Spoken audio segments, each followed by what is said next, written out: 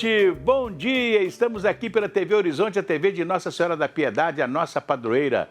Bom dia para você que está aí, né? Minha amiga dona de casa, companheira de todas as manhãs, tudo de bom, paz, alegria, saúde, é o que desejamos. Pois é, o presidente da Federação das Indústrias, Flávio Roskay, está nesse momento dando uma entrevista e já disse que a Federação das Indústrias está ao lado da Tamisa, a empresa que ganhou a licença do Copan para fazer mineração na Serra do Curral.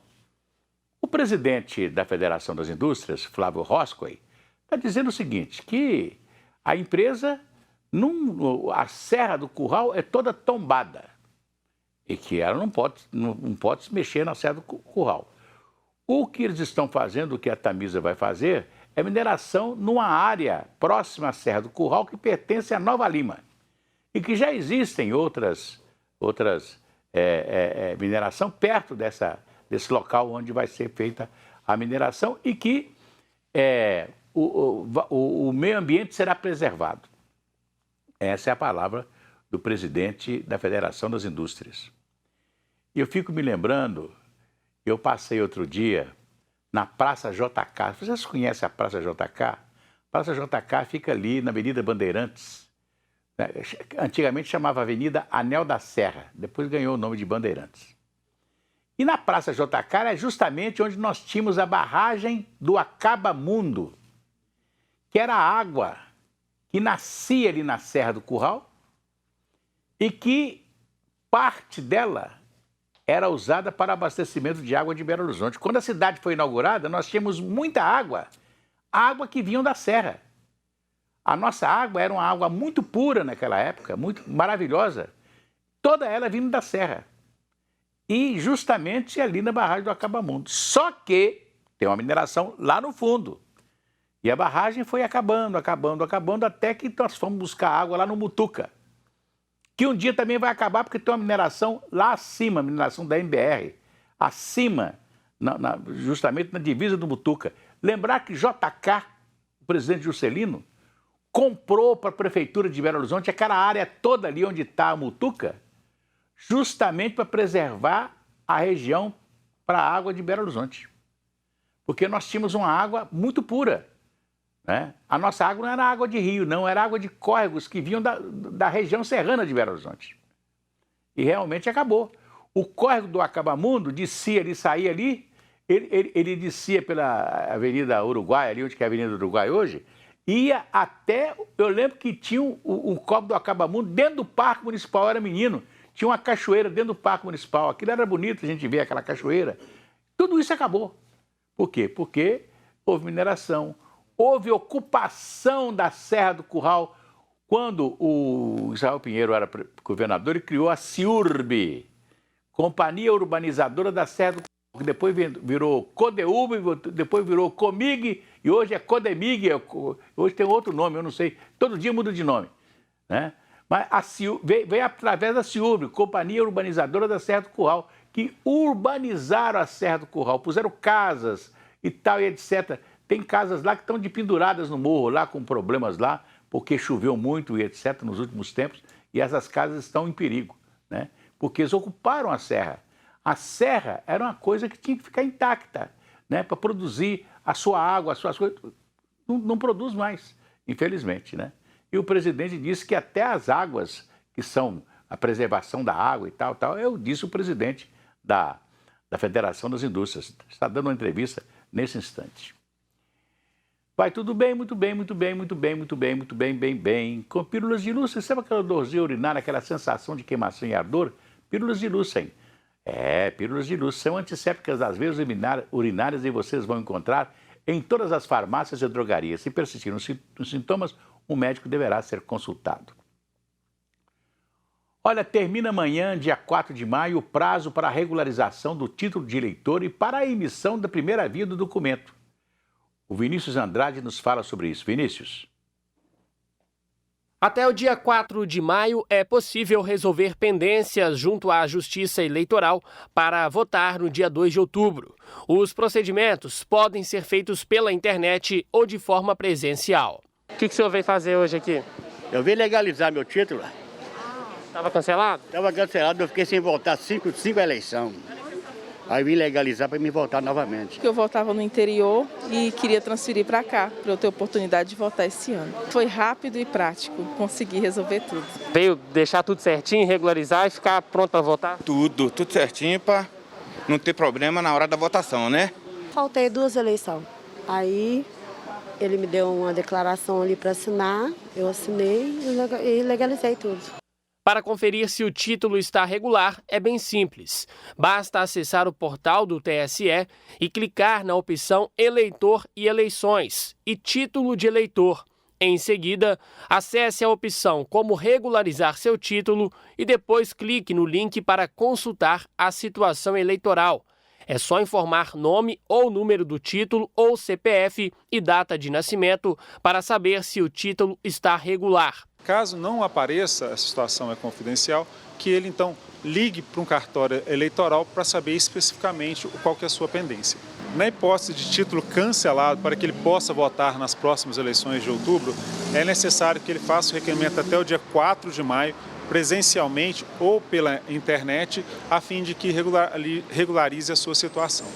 No caso do cancelamento do título, ele acontece quando o eleitor não comparece a 3 eleições consecutivas, sem justificar. Quem tem o título cancelado fica proibido de tirar carteira de identidade, passaporte, de se inscrever em concurso público e se matricular em organizações oficiais ou fiscalizadas pelo governo.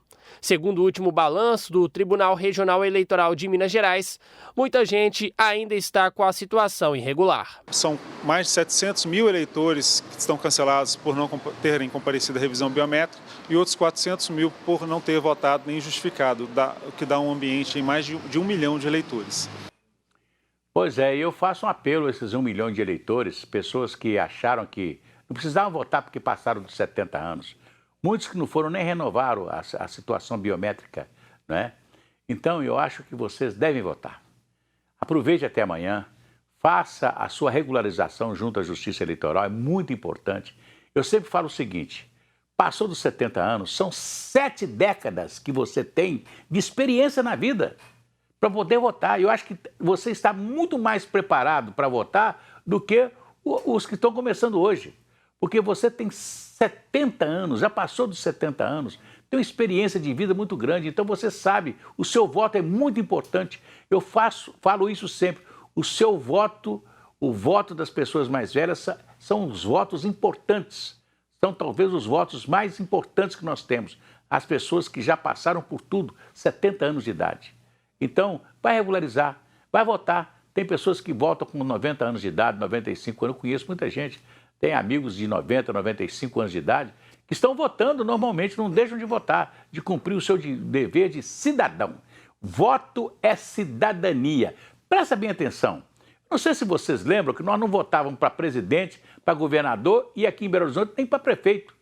As cidades chamadas de cidades de segurança nacional e tal, naquela época do governo militar. Então nós não votávamos. Nós somos à rua para pedir para votar. Queremos votar para presidente, queremos votar para presidente. Você se lembra daquela campanha da emenda Dante de Oliveira que previa a volta das eleições e que não passou? Né? E depois veio o Tancredo Neves, foi ao colégio eleitoral e foi através da eleição do Tancredo, que embora não tenha tomado posse, mas o Sarney ficou lá e cumpriu todos os compromissos do Tancredo, né, para voltar a democracia no país. Então, nós brigamos para votar e não vamos votar? Nós brigamos para ir para a rua, fomos para a rua para poder votar. Olha, bem ou mal, a democracia vai se aperfeiçoando no Brasil. Bem ou mal, a democracia vai se aperfeiçoando. Você se lembra, por exemplo, das campanhas eleitorais antigamente? Você se lembra? Os muros ficavam todos pintados, era aquela poluição visual nos postes, nos muros. Essa coisa não existe mais, porque nós fomos nos aperfeiçoando. Não é verdade? A eleição foi ficando mais limpa, as cidades ficaram mais limpas, né? Quer dizer, a cada dia nós aperfeiçoamos a maneira de votar, a maneira de praticar a democracia. Então, eu faço esse apelo a você que já passou dos 70 anos, que acha que não precisa votar mais. Não, você é importante. São 70 anos de vida que você tem e é muito importante o seu voto. O seu voto é importante. Aliás, o ministro Fachin que é o presidente do Tribunal Superior Eleitoral, disse que as eleições são íntegras no Brasil e que a justiça eleitoral é um patrimônio imaterial da sociedade brasileira, né? Então, e eu quero lembrar que a justiça eleitoral foi criada. Nós não tínhamos justiça eleitoral no Brasil, não. Com a Revolução de 30, que levou Getúlio Vargas a ser presidente da República, naquela época, governo provisório, ele assinou um ato, um decreto, criando a Justiça Eleitoral em 1932, em fevereiro de 1932. Na mesma época, ele também deu à mulher a condição de cidadã, de votar. A mulher, antigamente, não tinha título de eleitor e não votava, não. Foi a partir de 32 que ele deu condição à mulher de votar e ser votada, né? Então, são coisas que vão acontecer no Brasil e vão se aperfeiçoando. Antigamente, você votava com uma cédulazinha para governador, você punha a cédula lá. Tinha gente que punha 10, 4, era um voto, punha 3, 4 cédulas lá dentro. Então, a eleição era viciada. Depois foi a cédula única, né? Depois da cédula única, hoje nós temos um sistema eleitoral de votar fantástico, que é através da urna eletrônica. Então, quer dizer, cada dia nós vamos nos aperfeiçoando mais. E o seu voto continua sendo muito importante. Pois é, eu falei no bloco passado sobre o ato de votar. Aí eu fico me lembrando que, antigamente, durante o governo militar, as cidades que eram consideradas cidades de... Algumas cidades eram consideradas cidades de segurança nacional. E essas cidades não tinham eleição para prefeito. Belo Horizonte era uma delas. As capitais, todas as capitais, os prefeitos eram nomeados pelo governador, às vezes em sintonia com o governo federal. O governo federal mandava e os governadores aceitavam. E assim os prefeitos eram nomeados. E durante o ato institucional número 5, o AI-5, o Congresso Nacional foi fechado, as assembleias foram fechadas, as câmaras municipais, etc. Mas em Minas Gerais a Assembleia continuou aberta e também a Câmara Municipal de Belo Horizonte funcionando e tal, né? E durante a vigência do AI-5, tudo no Brasil estava fechado, menos em Minas. Aí o governador Israel Pinheiro foi chamado pelo presidente, naquela época, o chefe do Serviço Nacional de Informações, o SNI, o poderoso SNI, que era chefiado pelo general Gás Nassu Médici, que depois foi presidente da República. E o Médici conversou com o presidente da República e falou assim, não pode, está tudo fechado, Minas Gerais está funcionando, isso é um desrespeito, isso é não sei o quê e tal, não sei o quê, chama o governador para ele fechar a Assembleia, fechar tudo lá e tal. E o governador, que foi eleito pelo PSD, estava na Arena, com o novo partido, né? Que foi fundado pelo presidente Castelo Branco e tal. Aí o Israel chegou lá, levou queijo, né? Levou uns queijos e tal. Chegou, foi pro gabinete do Médici, falou assim, general, tudo bem e tal? Trouxe aqui um queijinho de Minas.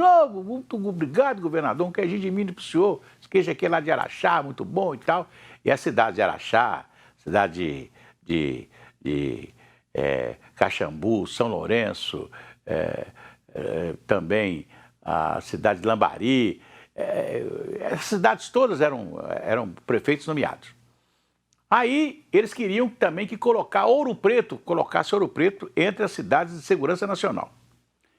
Aí o governador Israel Pinheiro chegou lá, conversou, levou queijo, bateu papo, tomou café com o general Médici, né, que era o chefe do serviço de informação, e depois foi chamado para audiência com o presidente. Aí chegou com o presidente, levou outro queijo para o presidente, falou, presidente, isso aqui é um queijinho para o senhor e tal, lá de Minas e tal, aquele negócio todo, papapá.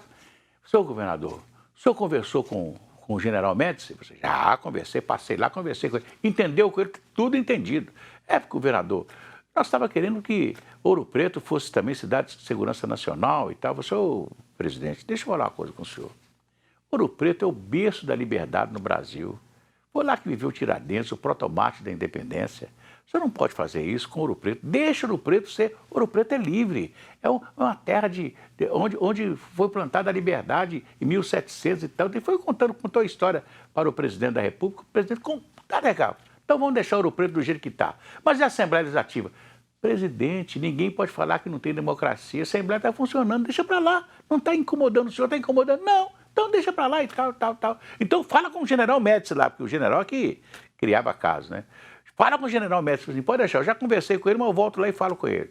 Aí o Israel saiu da audiência com o presidente Costa e Silva, passou novamente lá no gabinete do general Médici, e o general perguntou, e aí, governador, acertou tudo com o presidente? Eu falei, está tudo acertado, general. Muito obrigado, governador. Foi embora. Foi embora que o Médici foi falar com o presidente, não, o governador me convenceu que tem que ficar com a Assembleia aberta e não vamos fazer de Ouro Preto a cidade de segurança nacional, não. E ele, então, por causa disso, o Médici não gostava do governador Israel Pinheiro. Quando o Médici assumiu a presidência, com a morte do general Médici, e que quem tinha que assumir a presidência era o vice-presidente, que era o Pedro Aleixo, que não deixaram assumir, né?